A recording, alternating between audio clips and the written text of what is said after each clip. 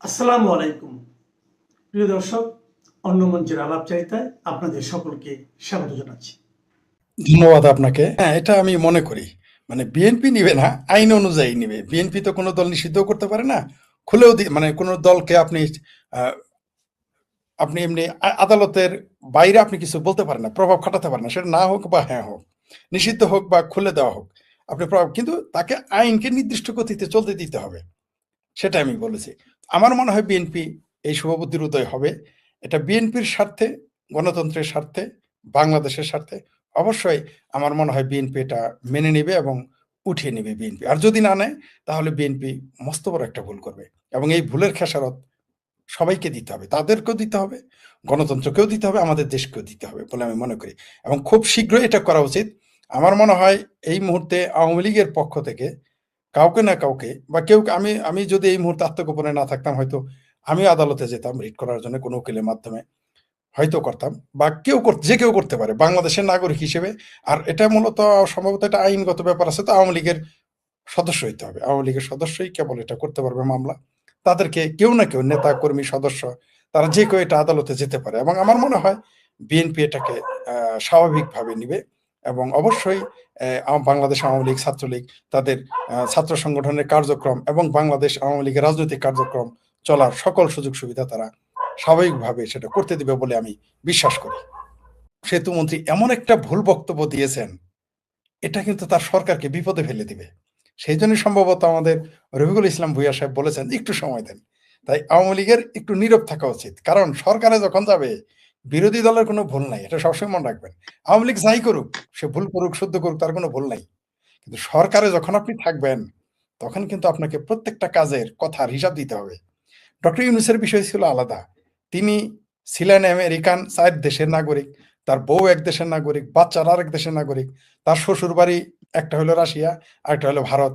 কোনো সমস্যা নাই, তার বিষয় আলাদা। তিনি সেনাবাহিনীর ছত্রছায়া, সেনাবাহিনীর শুধু ছত্রছায়াই না, ম্যাজিস্ট্রেসি পাওয়ারে ১৭ বছর এই দেশের রাজত্ব করে গেলেন। তার বিষয় আলাদা। তাকে কৈফিয়ত দিতে হবে না, কারণ তিনি তো কারো, তার একবার তিনি বলেন তার নিয়োগদাতা হচ্ছে ছাত্ররা, আবার আমরা শুনি তার নিয়োগদাতা আমেরিকা, কখনো শুনি তুরস্ক, কখনো শুনি পাকিস্তান, ইত্যাদি ইত্যাদি। সেটা হোয়াটএভার ইট ইজ, সেটা আমরা ওই বিষয়টার আলোচনা করতে চাই না। কারণ মরা, মানে যে ঘোড়া মারা গেছে তাকে নিয়ে আর এই মুহূর্তে আলোচনা করতে রাজি না। বরং এই বুইরা ঘোড়া কিভাবে ১৭-১৮ মাস যে ঘোড়া চালাইলো, মানে রাস্তায় চললো, এটাই আমার কাছে অবাক করে।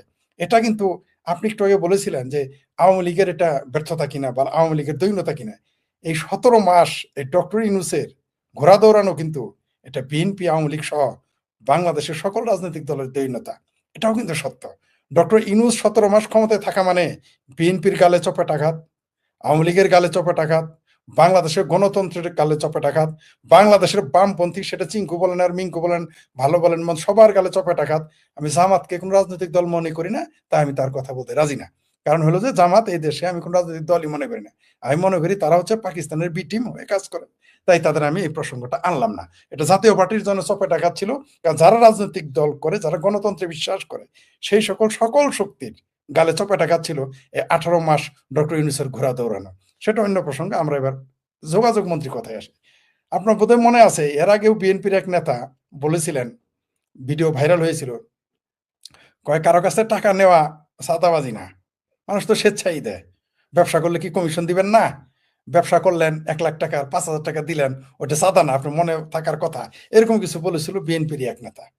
আপনারা জানেন যে বিএনপিকে অলরেডি জামাত এবং চরমনাইয়ের পীর ছেঁচড়া চাঁদাবাজ বলে গালাগালি করেছে, এবং রেস্টলেস কন্টিনিউয়াসলি গালাগালি করে চলেছিল এই চরমনাইয়ের পীর। আর বিএনপি আর জামাতের বট বাহিনী, শিবিরের বট বাহিনী বিএনপিকে চাঁদাবাজ বলে গালি দিত। এটা আপনারা শুনেছেন।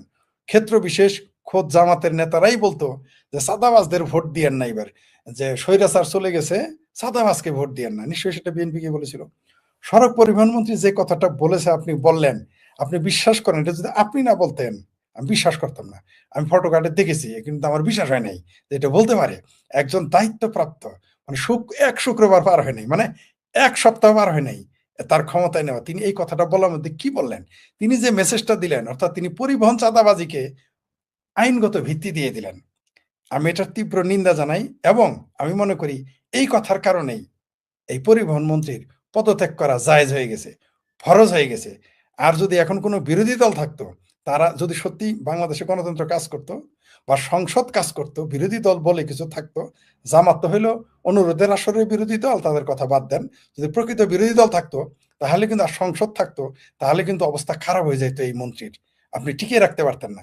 এটা যদি আওয়ামী লীগের কোনো পরিবহন মন্ত্রী এই কথা, কোনো নেতাই কথা বলতো, আমিও সেটা তীব্র প্রতিবাদ জানাই। অনেকে আবার বলতে পারেন বিএনপি বলে প্রতিবাদ না, একজন পরিবহন মন্ত্রী এই কথা বলতে পারে না।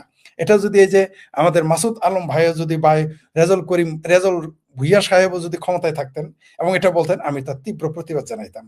কারণ হচ্ছে এটা কোনো মন্ত্রীর বক্তব্য হতে পারে না, এটা কোনো জনপ্রতিনিধির বক্তব্য হতে পারে না। কারণ এই ঘটনার কারণে উনি হয়তো খালের কথা বলছেন, এই খালের ভিতর দিয়ে এখন সমুদ্র বানায় ফেলবে তার বাহিনীরা।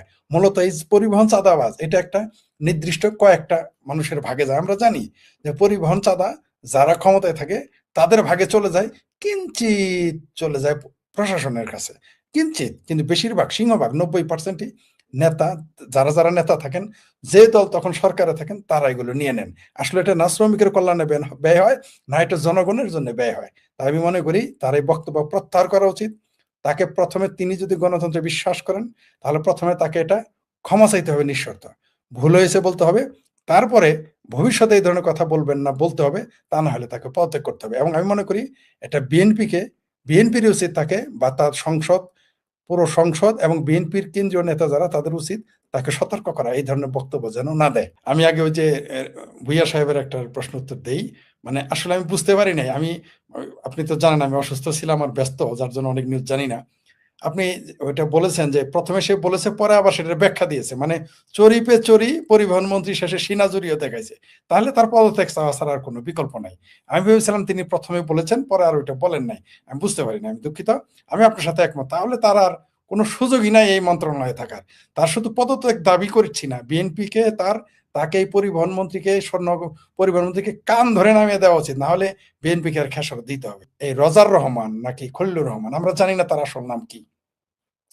আমি যতদূর জানি, এমনকি মানে আমাদের আঞ্চলিক ভাষায় বললে নিষ্ঠ খবর, মানে সত্য খবর, তার কাছের লোকেরা আমাকে বলেছে তিনি আমেরিকাতে নিজেকে খলিলুর রহমান পরিচয় দেন না, তিনি সেখানে রজার রহমান হিসেবে পরিচিতি লাভ করেছিলেন।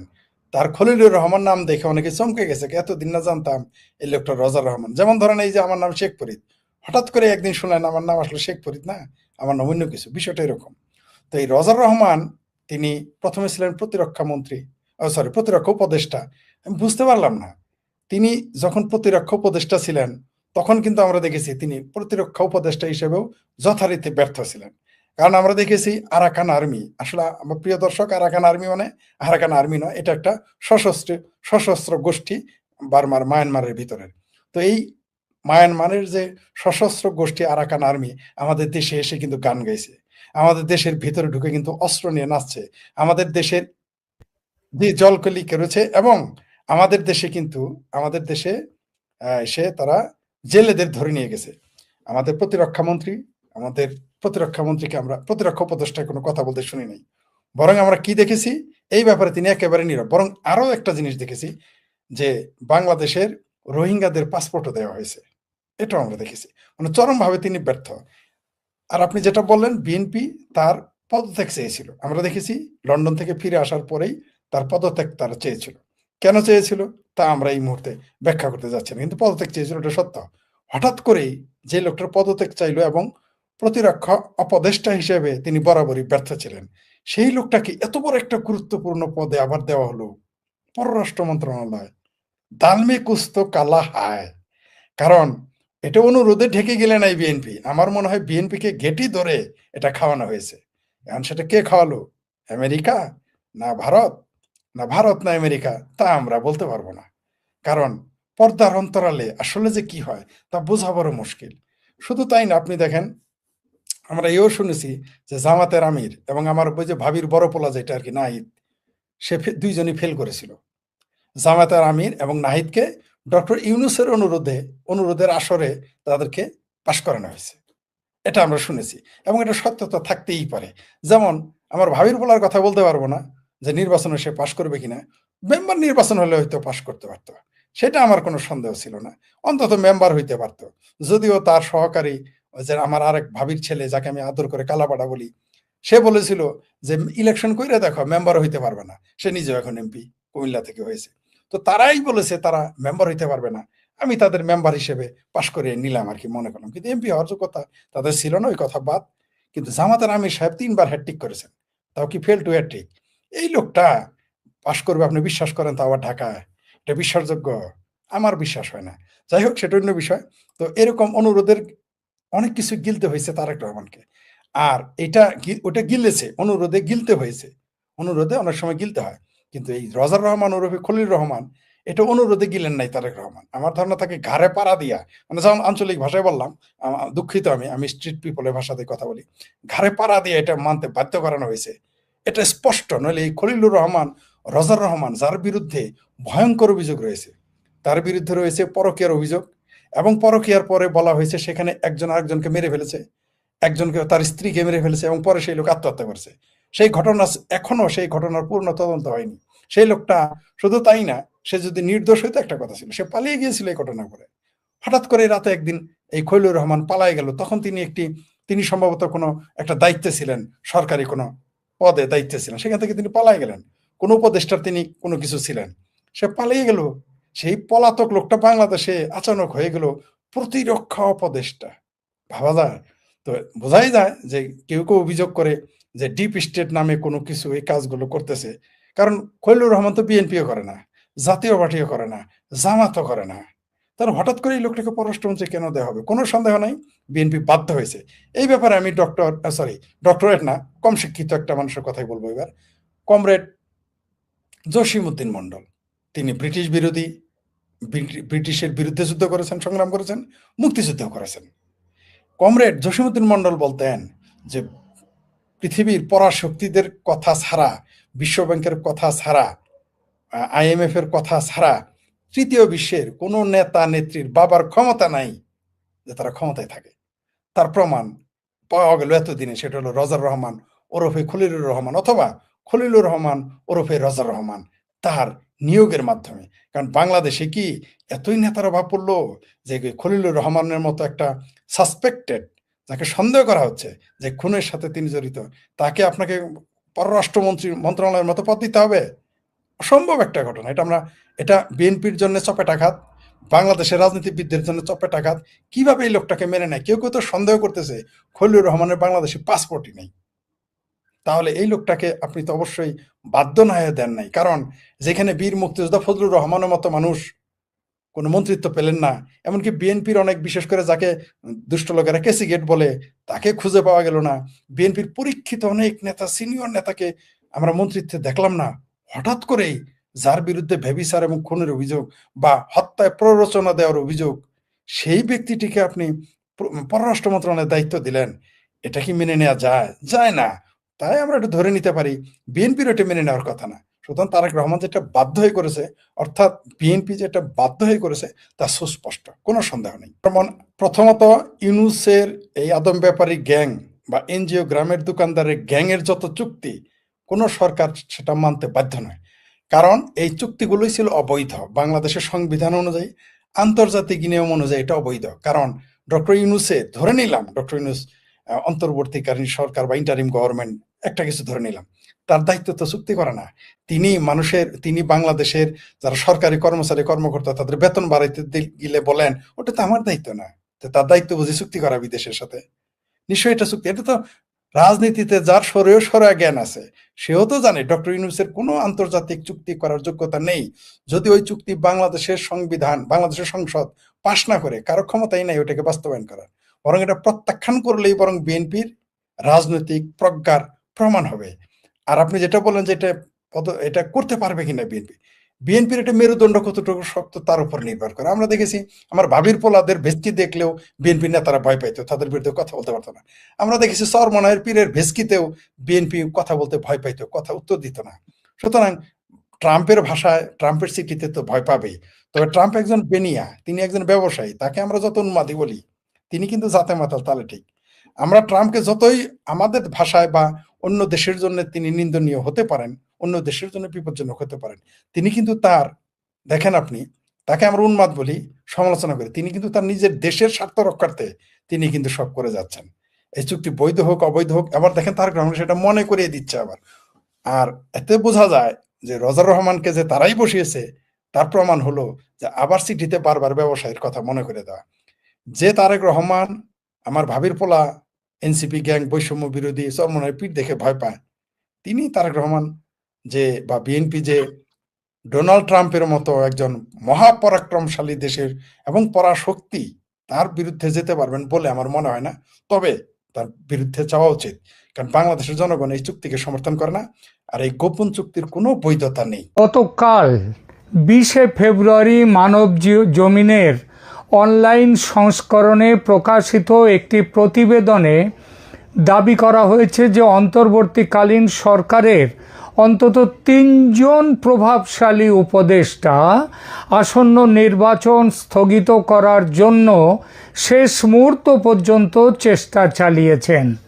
তারা মনে করছেন দ্রুত নির্বাচন হয়ে গেলে তাদের ব্যক্তিগত ও রাজনৈতিক ভবিষ্যৎ অনিশ্চয়তায় পড়তে পারে।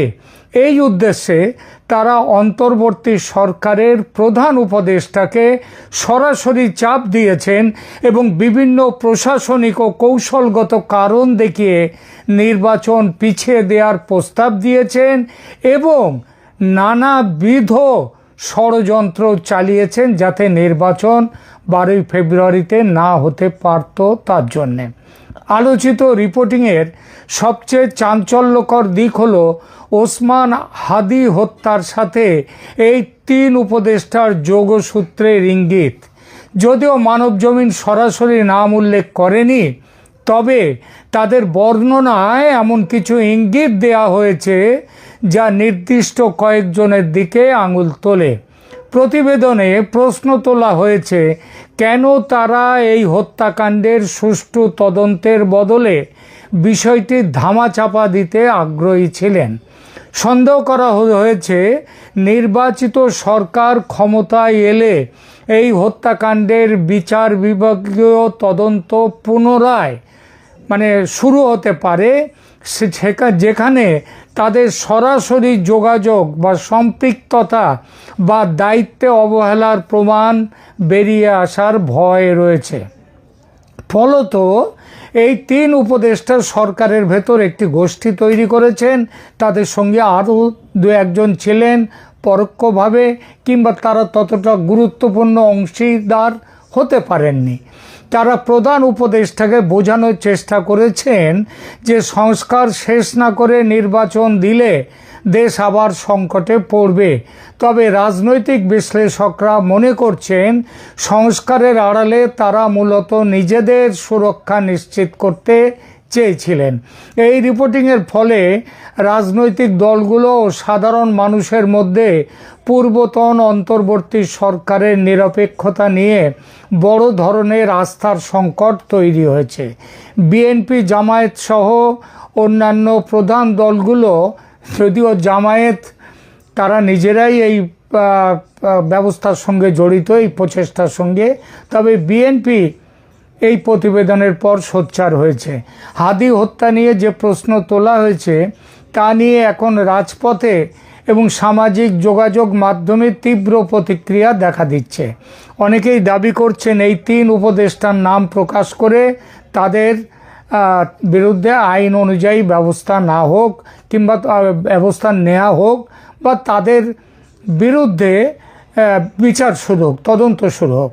সংক্ষেপে মানবজমিনের এই প্রতিবেদনটি মূলত অন্তর্বর্তীকালীন সরকারের ভেতরের ক্ষমতার লড়াই এবং বিচারহীনতার সংস্কৃতি বজায় রাখার চেষ্টার একটা চিত্র ফুটিয়ে তুলেছে। এটা ইঙ্গিত দেয় যে সংস্কারের দোহাই দিয়ে নির্বাচনের বিলম্ব ঘটানো শুধুমাত্র রাজনৈতিক কৌশল নয়, বরং অনেক ক্ষেত্রে তা অপরাধ থেকে বাঁচার একটি বর্ম হিসেবে ব্যবহারের উদ্দেশ্যে।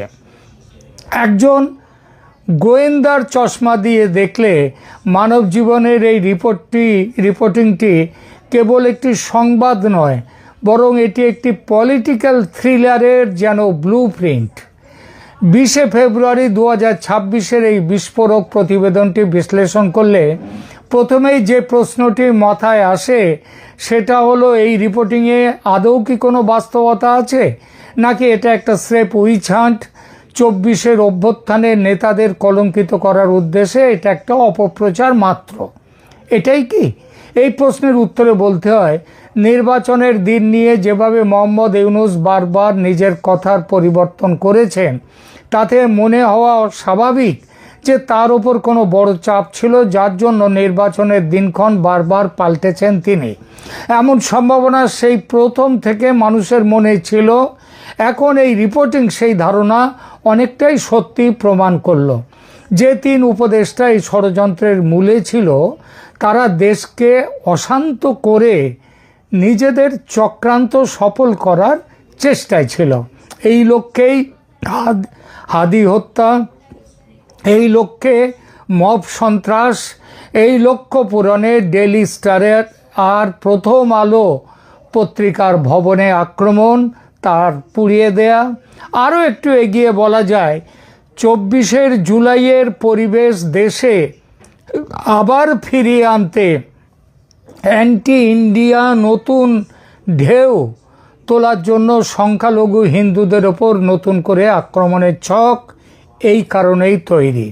ক্রিকেট নিয়ে যা হলো দেশে, সেটাও এই চক্রান্তের অন্যতম হাতিয়ার। সুতরাং বলতেই হয়, মানব জমিনের রিপোর্ট সরকারের মধ্যে থাকা উপদেষ্টা সহ সরকারের অত্যন্ত ঘনিষ্ঠদের একটা দল, যারা যে কোনোভাবে ক্ষমতা আঁকড়ে থাকতে চেয়েছিল। এই যে অভিযোগ, এটা শুধু সত্যি নয়, ভীষণভাবে সত্যি। অতএব আসা যাক পরের প্রশ্নে, এই 3 উপদেষ্টা কারা?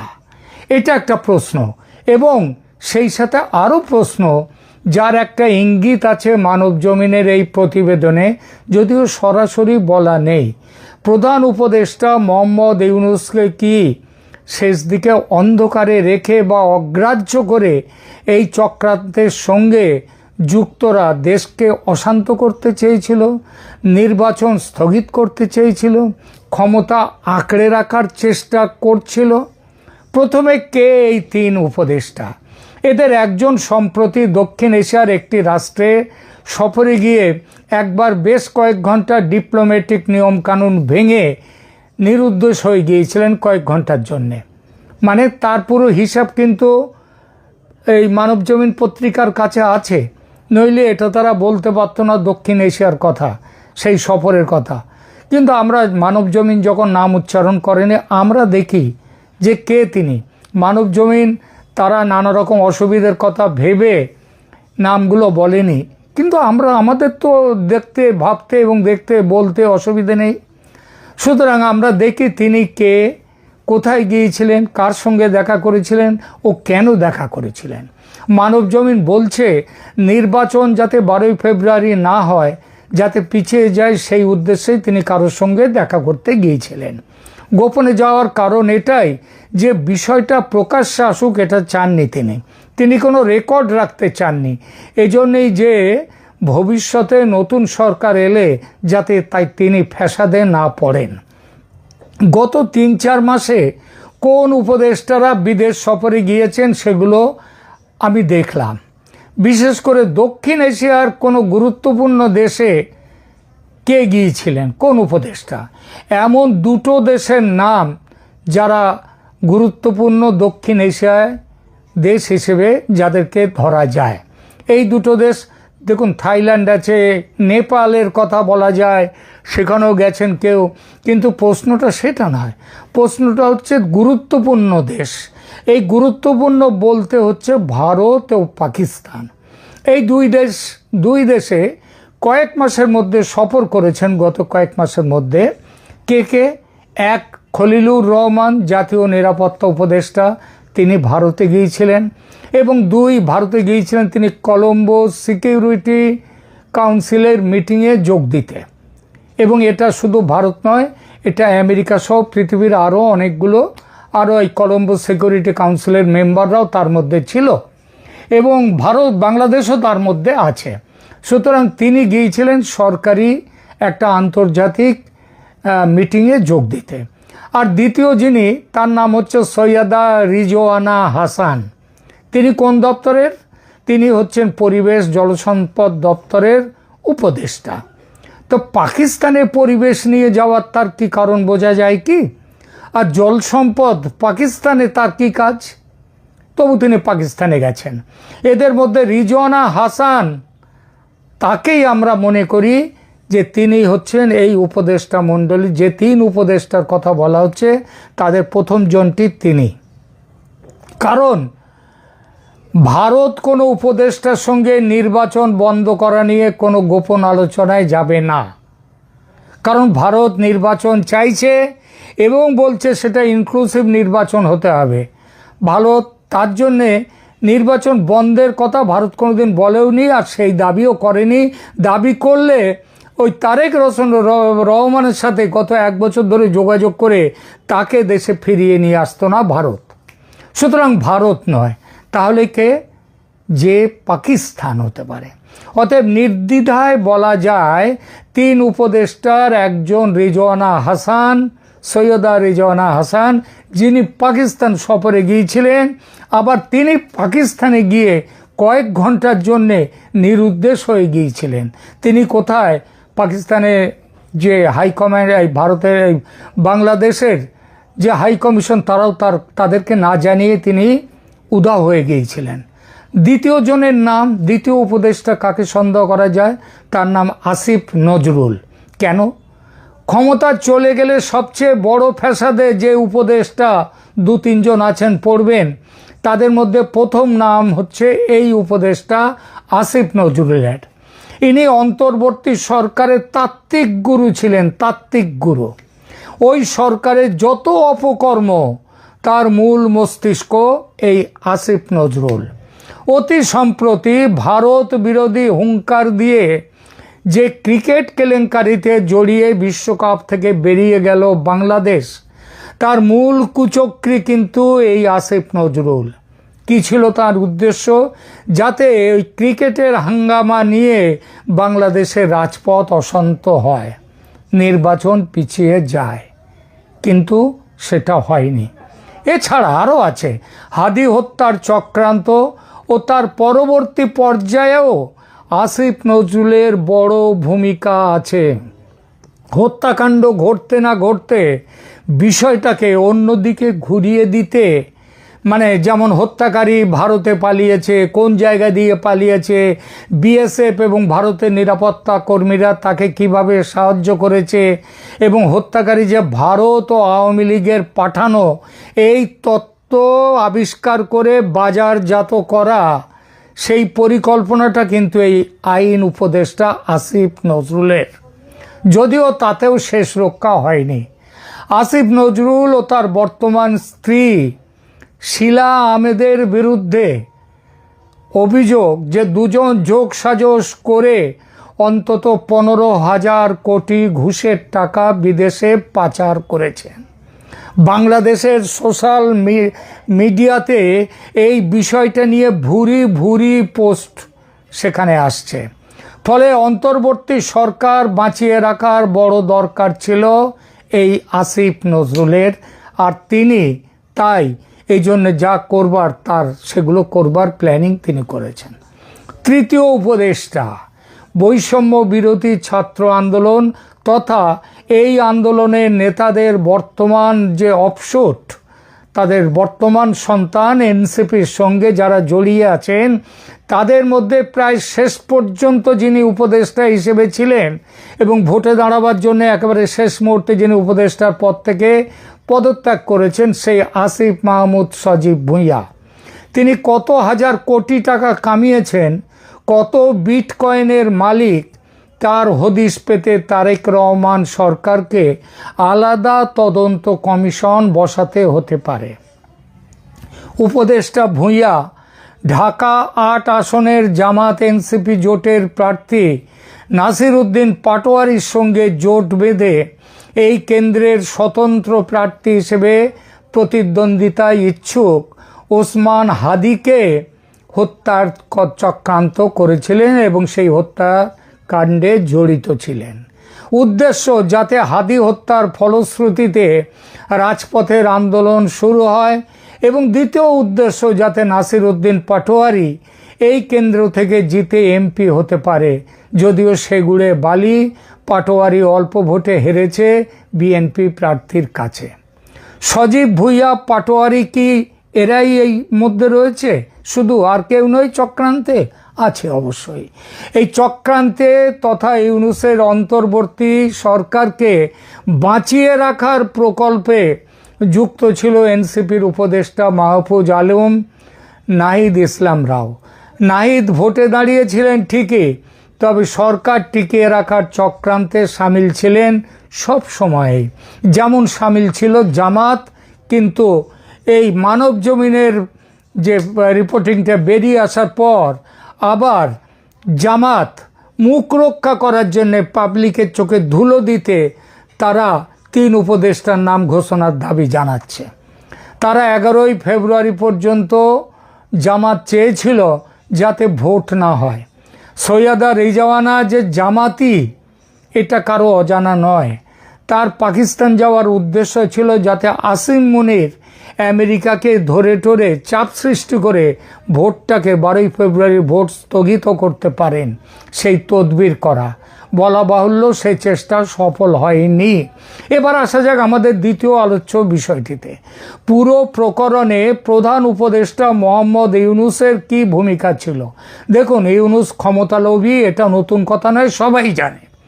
ছলে বলে কৌশলে ক্ষমতা আঁকড়ে রাখতে সব রকম চেষ্টা তিনি চালিয়ে গেছেন, কিন্তু শেষ দিকে যখন তিনি দেখলেন নির্বাচন ঠেকিয়ে রাখা যাবে না, আমেরিকা স্পষ্ট অবস্থান নিয়েছে নির্বাচনের ব্যাপারে, এবং নির্বাচন নিয়ে ভারত ও আমেরিকা একটা অভিন্ন জায়গাতে পৌঁছেছে, তখন তিনি বুঝলেন সর্বনাশের অর্ধেক ভালো।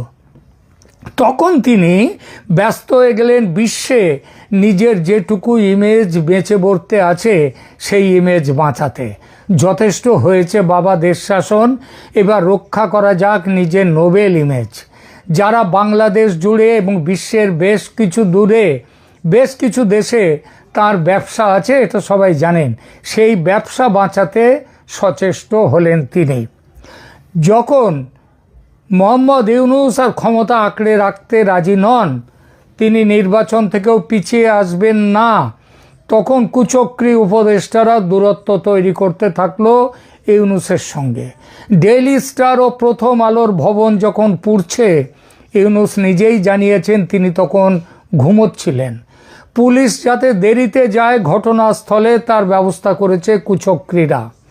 ইউনূস নীরব দর্শক, কিছুই করার দিন নেই তার। সরকারের শেষের দিনগুলোতে ইউনূসের শরীরী ভাষা, তার মুখ চোখ লক্ষ্য করেছেন কেউ? শাহজাহান নাটকের সেই বৃদ্ধ শাহজাহান যেন বেঁচে আছেন, মুখে হাসি নেই, বেঁচে আছেন কিন্তু জেলবন্দি। আর এখানেই প্রশ্ন উঠছে, ইউনূস কি বন্দি ছিলেন শেষ দিকে? আপাতত চক্রান্তকারীরা থমকে গেছে। নির্বাচনে হেরেছে চক্রান্তকারীরা, কিন্তু চক্রান্ত শেষ হয়নি। নতুন চেহারায় নতুন পোশাকে ফিরে আসার ষড়যন্ত্র শুরু হয়েছে। এটা বলে দিলাম, শুরু হয়েছে। তারেক রহমান সরকারকে সাবধানে চলতে হবে। সামনের কথা, দেশকে বাঁচাবার কথা, দেশের উন্নতির কথা ভাবতে হবে অবশ্যই, তবে দেখতে হবে পিছন পানেও, নইলে বিপদ কিন্তু আছে।